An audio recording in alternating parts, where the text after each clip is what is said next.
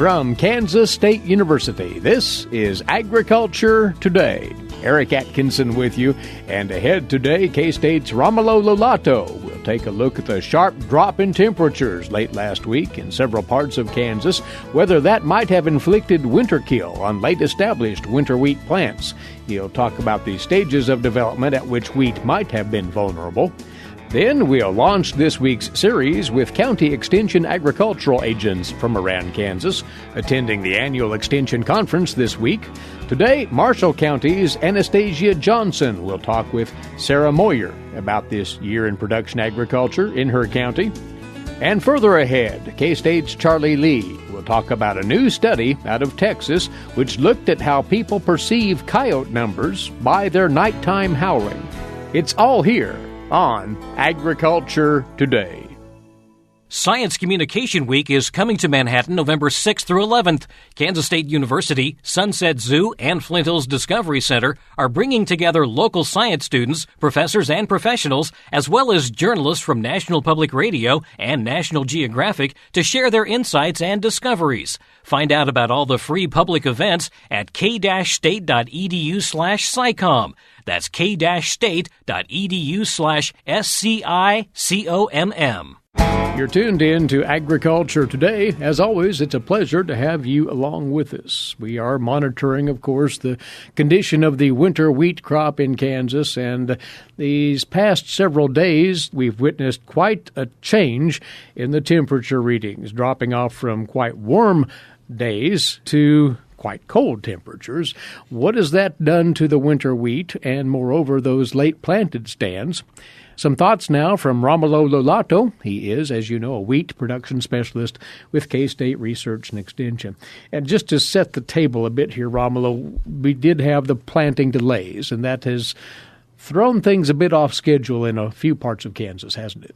Hi, Eric. Yes, well, thanks for having me on air here today. Mm-hmm. And definitely, we are behind. We're still behind on wheat planting across the state. So just today's report from the USDA that we are close to 85% planted, and on average would be almost close to 95 or more, and only about 60% or less that is already emerged. That being the case, we've stands that may have been planted 2 or 3 weeks ago, which was still on the late side, and then these cold nights moved in rather abruptly, and that could be of concern, could it not, Romulo? Yeah, so these harsh temperature shifts that we had, it's definitely something that can concern. I think if we think back in 2014, I think that was one clear example when in November the temperatures had a very abrupt shift as what we have now. Back then, the temperatures went from mid-70s to the single digits kind of overnight. So that was a very abrupt shift. If we look at the shift in temperatures that we had now, they were not as abrupt. So, for example, on the 25th, October 25th, we were daily temperatures there about 85 or so. At night, we're close to 40s. Then on the 26th, we were close to 70s during the day. And so from 70s, it came, depending on where in the state, close to 20. So if we look at the amplitude or the difference between the day temperature and the night temperature, it was not as abrupt as that shift that we saw in 2014. Mm-hmm. Another very important difference that we have between the shifts in temperatures that we saw this week as compared to 2014 is that back then the crop was much better established as well. So planting was relatively normal. There was a good moisture at planting. But then the development of the crop dried out some of the topsoil. So we were looking at pretty dry soils in November and at a later date, so in November. So more biomass, drier topsoil. And that drier topsoil also affects how much the temperature change is going to be. So this year we have a crop that is not yet totally planted, so we still have producers out there trying to finish planting their crop towards the late window. And in many cases, it's still not out of the ground. So it's a different condition, although that shift in temperature makes us remember that winter kill that we had, and it was pretty severe in 2014. But the variable of note here is the moisture level in the soil, and in that we do have, generally speaking, better moisture than we did back in 2014. That could well have buffered this crop from major damage, you think? Well, I think there is a chance. Definitely, we do have much better moisture in that topsoil as compared to 2014. So if we look at the temperatures at a 2-inch within the soil across the state, so if you look at the Mesonet network, although temperatures reached 20 or lower than 20 in several of those stations, the soil temperature actually never, at least for that Friday morning, the 27th morning, it had not reached levels below 40. So at those levels, any wheat plants that is below ground, it's definitely protected by those warm soil temperatures. Now, in the morning of the 28th, we had cooler temperatures. We saw 11 degrees in parts of the state. So for crops that are already emerged, that could definitely be a concern. So let's remember, whenever the wheat is emerging, so the crop that is just out of the ground at that moment, anywhere below about 15 degrees or so, it could cause some winter kill there. Now, the crop gets more winter hardy as we start to tiller and as we have a cooler temperature, slowly cooling temperature, so we develop winter hardiness with the decreasing day length as well as we approach winter. So generally, towards later in the season, the crop will be able to tolerate temperatures much lower than that. But those crops that were just now emerged, they could have some level of winter kill there because of the sensibility of that crop. Very sensitive to temperatures of about 15 or less. And in some stations, we measured temperatures that were maybe 11 to 15 Fahrenheit. So if a producer suspects that there might be a chance of winter kill to that stand, what should they be looking for as they scout their fields in the days ahead? So first, we need to give it a few days, right? We're not going to see this right away. Maybe producers could start focusing on situations where we know we're more likely to have winter kill. So, for example, when we scout a crop that was planted after soybeans, generally, or in no-till, in heavy residue situation, one of the things that we generally see is whenever the combine left more residue and the drill is not able to really cut through that very well and we don't have a very good seed-soil contact or we don't close that furrow very well, that seedling or the plant is going to be more exposed, right? The crown level is going to be more exposed to those cold temperatures simply because that furrow is not closed or also because that amount of residue that we had didn't really allow the crown to be formed below ground. It may be formed too close to the soil surface because of that amount of residue. So we tend to see more winter kill or more damage from cold temperatures, no-till in heavy residues, and in dry soils as well. So if a producer is concerned, we would suggest you give it a few days here. If we do warm up some, we should see some more fall development. And then we could start looking for parts of the field, especially start scouting these parts of the field that maybe are lower and more exposed to colder temperatures, heavy residue, where maybe we didn't get a very good seed-soil contact. And the plant itself may have all the telltale signs of winter kill. That is, the tillers have browned off and look poor anyway. That could be the main tip-off here, right? Definitely. So those browning of the leaves would be one thing to be looking for. But it's important to remember that even if we have those leaves that are brown and maybe yellowish brown and kind of looking like they are dead, as long as the crown is still alive, that crop should be okay. Mm-hmm. So it's important also to hear in a week or a few days, whenever scouting, also make sure and split that plant to make sure if the crown is still turgid and kind of a light green color, so indicating that it's still alive and well. And if it was well rooted, why, that will certainly help likewise. So that's one thing that this year, maybe some of the fields that were planted earlier, so maybe fields that were planted in September, before all that rainfall that we had in late September, early October, those fields might already have started to establish a secondary root system. Now, as far as proportion in the state, I think the majority of the fields actually got planted after those rainfall events that we had early October. In that case, a field that was planted earlier, definitely that secondary root system would help the plant make it through these cold temperatures, right? It would increase that cold hardness of the plant as that plant develops towards the winter. So definitely that secondary root system could help with that. Now, I believe that the majority of the state Again, if we think back up to about October 10th, the planting was really, really delayed. I mean, historical low percent as far as area planted in the state because we were so wet. So I think the majority of the fields were actually planted in October, and I wouldn't expect for us to see much of the secondary roots development on those fields at this point, just because they may have been planted within the last 3 weeks or so. Mm-hmm. However, the big picture, by the sound of it, Romulo, is that there well may be places where there has been early winter kill damage from this recent change in temperatures, but for the most part, the Kansas wheat crop has escaped for now, anyway. Is that fair to say? Well, I guess the assessment based on the information that we have, so looking at the weather data that we had and also kind of trying to look it back on percent of crop that was planted in the recent days here, I think that would be my inclination, would be to say that I think for the most part, because of the soil moisture that we had, good buffering capacity of that temperature, we could have escaped.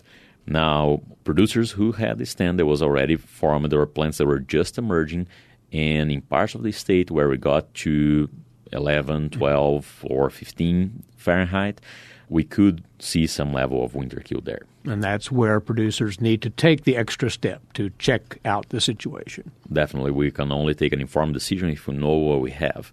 So here in maybe a week or so, there should be enough symptoms out there that producers could be scouting and at least have a quantification of, okay, what percent of my fields got any type of winter kill damage.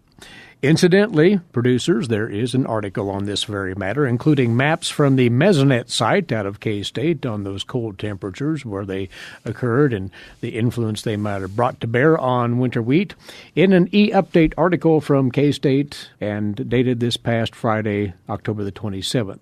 Have a look at agronomy.ksu.edu. And Romulo, we appreciate the briefing. Thank you for coming over, as always. Thank you, Eric. He's Romulo Lollato, a wheat production specialist with K-State Research and Extension. After this break, we'll have the first installment in this week's series featuring county extension agricultural agents from around Kansas who are in town for the annual Research and Extension Conference at the university. That's next here on the K-State Radio Network. Did you know every Kansas farmer feeds 128-plus people? Kansas farmers are hard workers, dependable, authentic, and sensitive. Not only do farmers put food on your table, but they put clothes on your back and fuel in your car. For more information about Kansas farmers, visit K-State Research and Extension online or stop by your local extension office.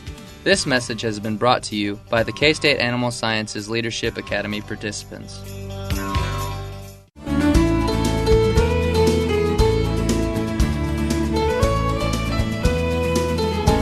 Welcome on to Agriculture Today. I'm Sarah Moyer, and this week here in Manhattan, K-State Research and Extension's hosting their 2017 annual conference for extension agents from across the state to come together, discuss what's going on in their counties, what strategies have been working well for getting information out to people, helping producers, and now we'd like to take the opportunity to spotlight work in Kansas going on, and this time we have Agriculture and Natural Resources Agent from Marshall County, Anastasia Johnson. Good to have you on. Thank you.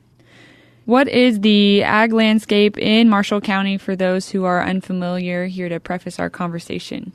Marshall County is pretty diverse. I have some producers that claim that they have the most Flint Hills pasture in Kansas. So our southern part of the county, it has some Flint Hills native pasture, pretty hilly. It's not exactly the crop plan that people want to be farming. But then we have where the Big Blue River and Little Blue River meets. And so those river bottoms along that is a pretty nice farmland. We're primarily corn and soybeans. Some producers are still growing wheat. It seems like every year those numbers are going down and down. And then some also still grow milo. I will say in this last year, there was probably a little bit of a growth in the amount that actually grew milo in the county.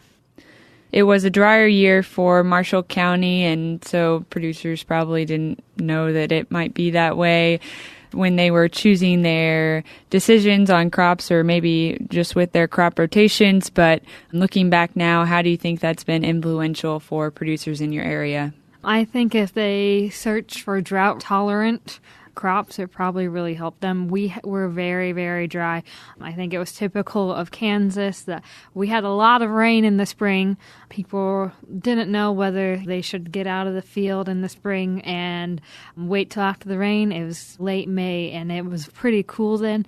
They didn't want their corn to suffer that cold spell during the germination, because that's pretty crucial. But then again, they didn't want to wait and not be able to get in their fields till quite a bit later. So that was probably the big thing. And then we had some rains right before the county fair, so it would have been June, and that was pretty much about it. August or so, we had a lot of producers getting estimates to chop silage. They were getting really, really low estimates. I actually had a couple producers who came to me and asked about soybeans, what they should be doing with them. Should they be windrowing or should they hold out? So it was pretty dry. But farmers, I think across the county this year, when I've been talking to them, have been pleasantly surprised with the yields. I'm not going to say that they're great yields by any means, but they're much higher than their 20 bushel corn that they were estimated when they were getting their silage quotes. I think what helped us is we had some really foggy days, middle August, and I think that probably really helped the soybeans. Other than that, yeah, there must have been a few pockets of rain, because when I was out doing yield contests or going out and talking with farmers, there were these little pockets that had some decent yields, but then a mile over, it was next to half of it. So it was a pretty diverse year. Pastures were drying up. I had a lot of people say that they pulled their cattle out of the pastures well before half the growing season was overdone, just because, you know, they didn't want to hurt their grass stand. But hay's down, crops are decent. That's kind of the year wrap up of Marshall County. Some of the economic conditions for these producers with the weather patterns that have come through your area and some of these low crop prices, have you heard anything from producers about that as well?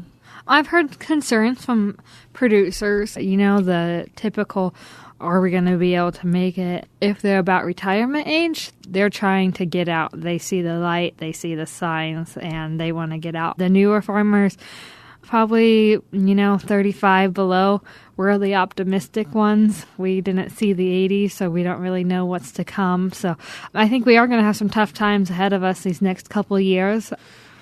I haven't heard of anyone in our county directly that is going under just because of this crop price and the weather conditions. That's yet, at least. But harvest isn't completely over yet in our county.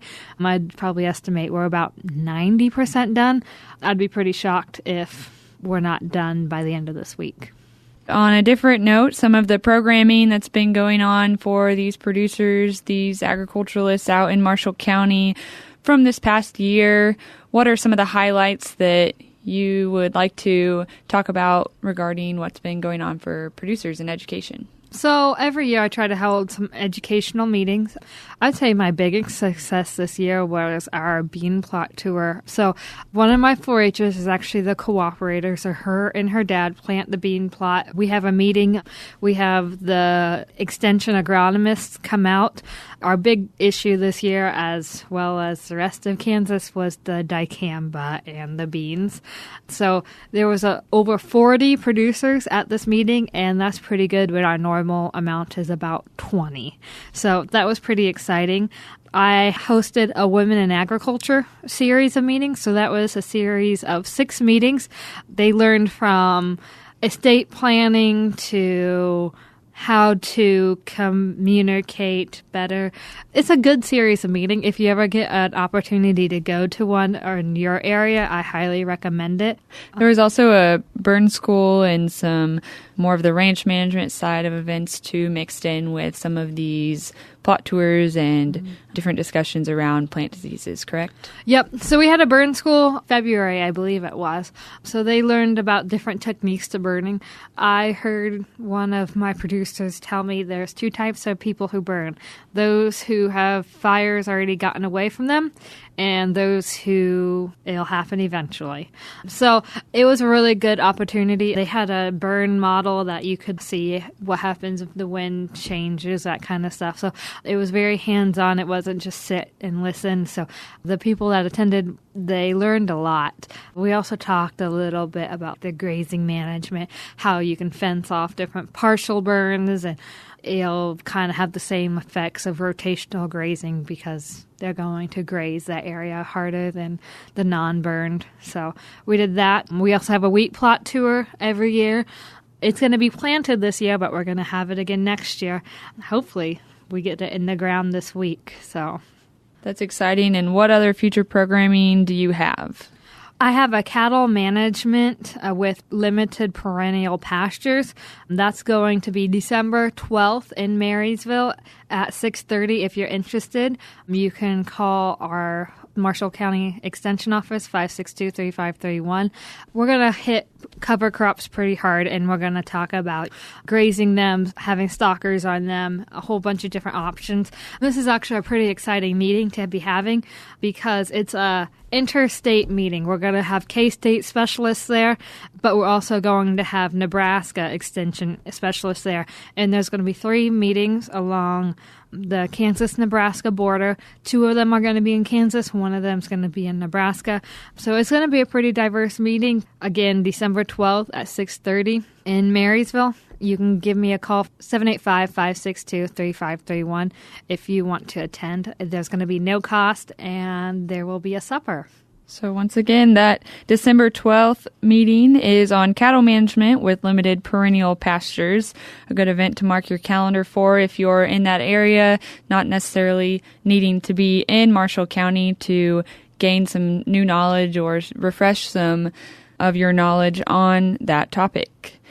And what else are you looking forward to, Anastasia, in Marshall County in the coming months, or looking to repeat again in this coming year? I always enjoy the test plots. I like going out there. Well, first of all, I get to be out in the field instead of in the office. But it's also cool to see data from in your county that shows which varieties are doing well. So I'm hoping next year I'll get some sort of corn plot in.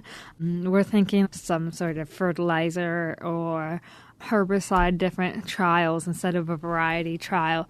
But, I always look forward to those, and we just wrapped up our 4-H season, so that's always a good time. Also, we are going to be having an Old World Bluestem chemical plot. So if you have Old World Bluestem, you either love it if you are in southern Kansas, or you hate it if you're in northern Kansas. It's not native to where we are, and it's kind of taking over pastures in our county. So we're going to have a spring herbicide application, and we're going to have a fall herbicide application, and then probably late August before harvest starts, we're going to have a big meeting, and we're going to talk about how you can control it, and most importantly, how to identify it, because a lot of people say, I have this really light grass in my pasture, but they don't quite know what it is, and they notice every year it gets bigger and bigger and bigger. So we're going to address that. That's probably one of the bigger things that we have planned in the works. So awesome. Well, thank you for the update, Anastasia. It's been great to have you on. Thank you. Once again, that was Agriculture and Natural Resources Agent in Marshall County, Anastasia Johnson. She is here as one of the many extension agents gathering for K-State Research and Extension's 2017 annual conference. We'll have more agents on here throughout the week, so stay tuned, and we'll be back in a moment here on Agriculture Today. I'm Sarah Moyer on the K-State Radio Network.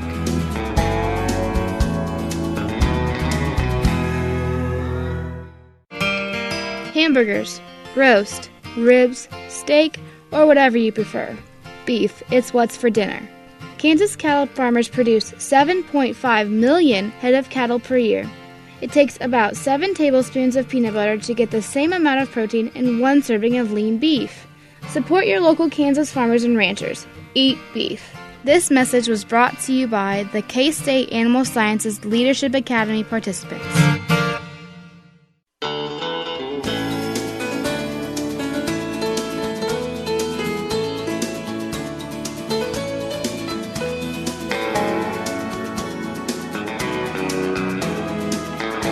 This is the K-State Radio Network, and you're listening to Agriculture Today. Eric Atkinson here. Welcome back.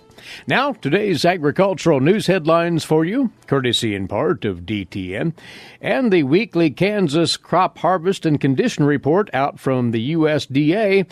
And up to this past weekend, conditions allowed row crop harvest, wheat seeding, and fall calving to progress pretty much without interruption this past week. Topsoil moisture supplies around Kansas this week, 4% surplus, 78% adequate, 18% now short to very short.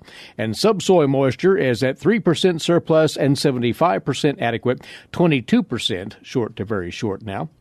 As K-State's Romulo Lollato referred to earlier, the winter wheat condition this week is 55% good to excellent, 33% fair, and 12% poor to very poor, with planting at 84%, as Romulo noted. 93% is the 5-year average for the date, and wheat emergence in Kansas at 57%. That's well behind the 75% average. The Kansas corn harvest is 78% done now. 89% is the average for the date. And the soybean harvest is 73% in. That's very near the average for the date. And the fourth cutting of alfalfa is 95% complete around Kansas. Nationally, winter wheat planting advances still slightly delayed overall, as we hear in this report from the USDA's Stephanie Ho. USDA meteorologist Brad Rippey has the latest numbers for winter wheat planting. 84% complete nationally. That is 3 percentage points behind the 5-year average of 87%, 1 point behind last year's 85%. He says planting is completely finished in Idaho, but... Now, you might remember we had those earlier planting delays across parts of the central and southern plains. We still see the impacts of that, even with an open week in Kansas, planting advancing from 67 to 84% during the week. He says wheat emergence is also slightly delayed because of planting delays. We have our first look at winter wheat condition, this for the week ending October 29th. And starting out, we have this crop rated 52% good to excellent, 12% very poor to poor. That is somewhat lower than what we started out with last year when we were at 58% good to excellent, 9% very poor to poor. He says condition ratings have been dragged down by dryness and late planting issues. This is Stephanie Ho for the U.S. Department of Agriculture in Washington, D.C. Now, the U.S. corn harvest made up some ground last week, still continues to trail the 5-year average pace for the week. USDA estimating that 54% of corn was harvested as of this past Sunday. That's still 18 percentage points behind the 5-year average of 72%. It does represent a slight improvement from the previous report when the corn harvest trailed the average pace by 21%. 66% of the corn crop rated in good to excellent condition. The USDA estimating that 83% of the soybean crop has been cut as of this past weekend. That's very near the average for the date. And grain sorghum, 59% harvested. That's behind the 5-year average of 69%. Keeping the Trans-Pacific Partnership Trade Pact in a form that might lure the U.S. back is a key point of discussion for negotiators from the remaining 11 countries. That's according to the Deputy Secretary of Australia's Department of Foreign Affairs and Trade, Justin Brown. He says that a key objective they all share is to try to use this agreement to encourage interest in the U.S. to reconsider its approach to the TPP. Next up on Agriculture Today, this week's edition of Milk Lines. And standing by with that K-State dairy specialist, Mike Brouk. Mike? Today I want to talk with our Kansas dairy farmers concerning forage analysis, and one important thing to consider as you look at your forage analysis that are coming back for your 2017 crops. One of the items that we very seldom talk about is the ash content, and as we look at the ash contents of our forages that we've harvested, over the years we've seen those gradually creep up. So why are we concerned about that? Well, ash maybe adds a little bit of mineral to the nutritional package that we put into our cows every day, but doesn't really add much in total. And it does take away a lot of space for other nutrients. So if we have an increased ash content, we could have a problem. So what kinds of numbers should we be seeing as we look at the ash content of our forages? On a dry matter basis, if we have a crop like corn and silage, it should be around 4%. If we have an alfalfa crop, whether it be hay or whether it be a silage crop, it should be about 10 to 11% ash on a dry matter basis again. So what if your numbers are higher than that? You know, it's not unusual now to see a forage that might have 20% ash on a dry matter basis. So how did the ash content get that high? Well, it's real simple. It means that the forage has been contaminated with dirt. So how did that happen? Well, let's take corn silage, for example. As long as it's a nice standing crop and we're not trying to pick it up off the ground because it's been knocked down by wind, there's probably little contamination that actually occurs in the field during the harvesting process. But as we bring that crop to the silo, particularly if we have a bunker, we're going to unload it out of the truck. Do you unload it on cement or do you unload it on dirt? If you unload it on dirt and then push it into the pile, a lot of times you're going to carry some of that dirt with the silage mass as you try to push it up. So for bunkers, and we need to make sure we have enough concrete space, apron in front, that we can dump on concrete and then push off the concrete. For those of you that are building drive-over piles, you're likely building those on dirt. There's always a chance we're going to mix dirt when we are pushing those up. So what does that dirt contain that we might be concerned about? Well, really three things: bacteria, mold, and yeast. Those things are things that can create anti-quality factors in our finished feed. So not only do we dilute the nutrients by adding ash to the silage pile, we also may be introducing some organisms that could cause us some problems later. When we think about alfalfa, how do we get ash contamination there? A lot of that has to do actually with the harvesting process. So depending on how we set our fingers, how much dirt we actually rake into the windrow when we're moving windrows with the rake, and how much dirt we bring into the silage crop or the hay crop with the pickup on our harvesting equipment will all impact the amount of ash that we see in the finished forage. So some of the things that we need to think about: if we have an extra 5% ash in our forage, and let's say we're feeding 20 pounds of dry matter that might be coming from corn silage, that means that we're adding an extra pound of ash to that ration every day, or to what the cows would be expected to eat. Again, cow's not going to get very little usable nutrients out of that extra pound. So we've reduced the other nutrients in the diet by that amount. This is Mike Brouk with K-State Research and Extension, encouraging our dairy farmers to take a look at the ash content on their forages this year and look for ways to reduce it for next year. Many thanks, Mike. And we'll return shortly here on Agriculture Today.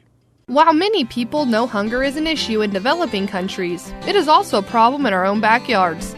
In 2010, 1 in 7 Kansans struggled to put adequate food on the table. 2 K-State Research and Extension programs are tackling this problem. The Family Nutrition Program and Expanded Food and Nutrition Education Program reach thousands of Kansans in more than 70 counties. They learn how to eat healthy with a low budget. For more information about these programs, visit ksre.ksu.edu.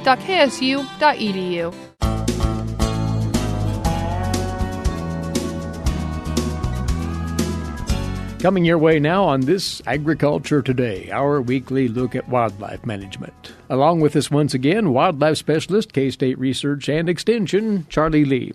Charlie, you say that the interest is very high and consistent on the part of many parties as to the number of coyotes that might be out there in a given location, and how to estimate that number. That's what we want to visit about today. But why are folks so curious about this?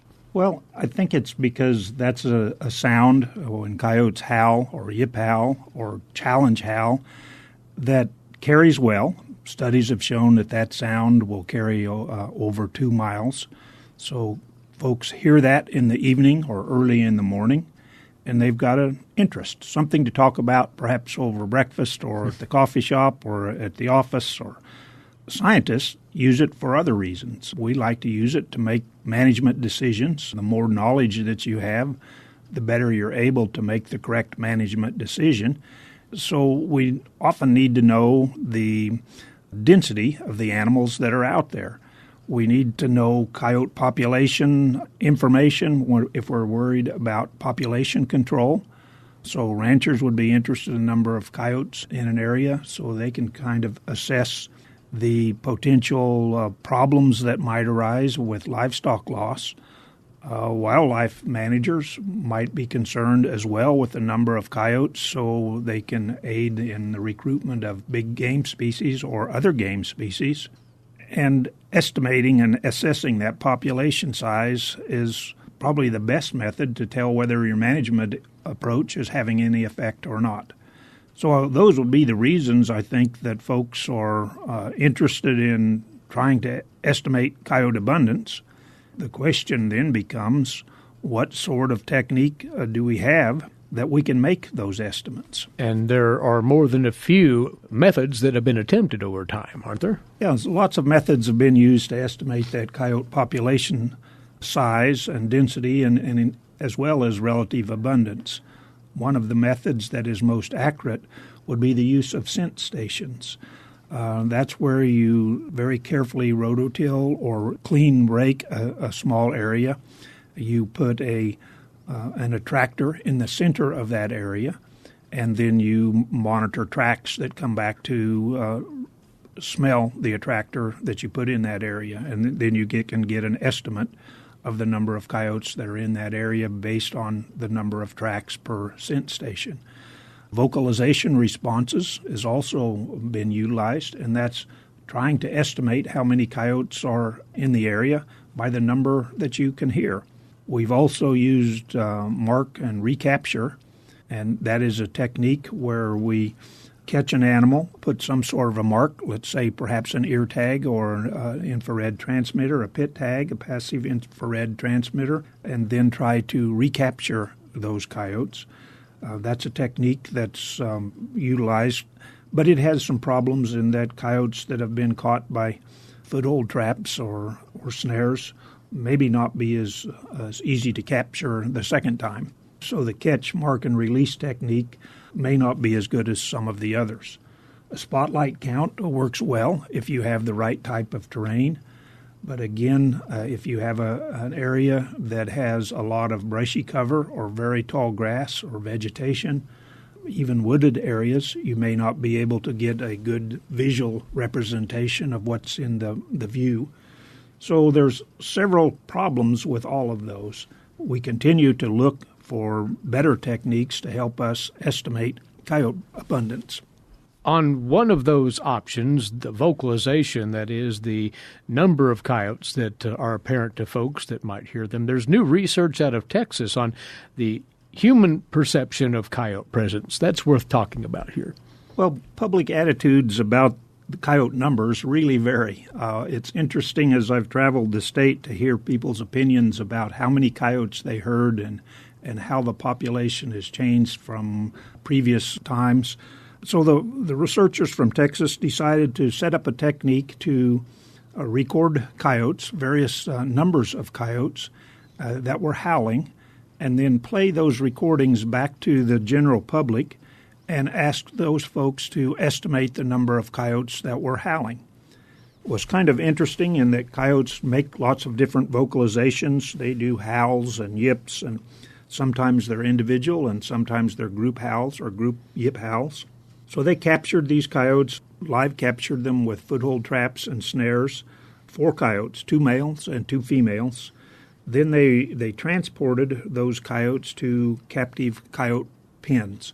They put the coyotes in those pens, let them get acclimated to that area, and as they introduced the coyotes in the pen, they used an electronic siren, a 2-tone electronic siren, to get the coyotes to howling. So the way that program worked, they put 1 coyote in the pen, played the siren, got the coyote to howl in response, and then recorded that. Then they added the second coyote, again, played the 2-tone electronic siren. They did that with 2, 3, and 4. So at the end, as they added coyotes, as soon as they added the second coyote, they had an observer in a hidden location to visually observe the coyotes and see how many were vocalizing in response to the siren. What they ended up with is a recording with 1 coyote howling, 2 coyotes howling, 3 coyotes, or all 4 howling at the same time. And then those recordings were shared with folks who were participating in the study to see what their response was on their coyote count. Yeah, they played those recordings to 427 participants that they surveyed in 3 different locations in Texas. They grouped those by gender, by resident location, whether it's suburban, urban, or rural, and by age, as well as whether they were rancher farmers or non-rancher farmers. They did not find any differences between the participant perceptions of coyote abundance that was based on gender or age group or resident location or occupation. But what they did find, they found that the participants consistently overestimated the number of coyotes that they heard by twofold. The participants could tell when additional coyotes were howling, but people overestimate the coyotes when they use vocalization as an inventory technique. Interesting information on how we perceive the number of coyotes in the wild by the basis of their howling. Charlie, we appreciate the word on this right here. Charlie Lee, Wildlife Specialist, K-State Research and Extension. And with that, our time's away for today. We appreciate you being along with us. For Sarah Moyer, Eric Atkinson bidding you a good day for Agriculture Today. This is the K-State Radio Network.